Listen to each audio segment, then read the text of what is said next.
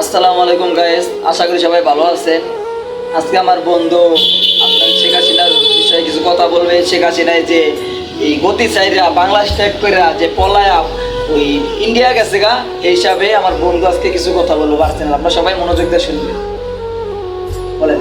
শেখ হাসিনা ভারত গেছে এখন বর্তমানে মোদি গোয়া এবং মোদি সরকার গোয়া ঠোয়া দেব, বাংলাদেশে যাইব, বাংলাদেশের সাথে না করে দেব, তারপরে আবার মোদির ধরে মোদি আজ্ঞা দেব, নরেন্দ্র মোদি আজ্ঞা দেব, শেখ হাসিনা সামাবিত, শেখ হাসিনা আবার ওটি খাইব। মায়ের আমি চুদি 16টা বছর গোয়াইছে, এখন এই যে এখন আর পারে না, গোয়া ঠোয়া এখন ধরা গায়ে গেছে, মোদির দঙ্গ হইতে বড় দঙ্গ হইতে আকাটা দঙ্গ হইতে গেছে, খাইতে মামা হচ্ছে আকাশ মায়ের আমি চুদি। শুনছেন তো আমার বন্ধু কথা বলছে। ও আসলে খাস বিএমপি, ঠিক আছে।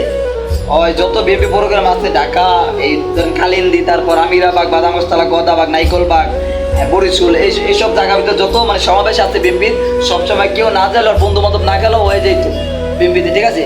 তাই আজকে মনের সুখে, আগে বলছে মনের দুঃখে, এখন আজকে মনের সুখে এই কথাগুলো বলছে, ঠিক আছে। আপনারা সবাই ওকে সাপোর্ট করেন, ঠিক আছে। আপনারা সবাই আর পাশে থাকবেন।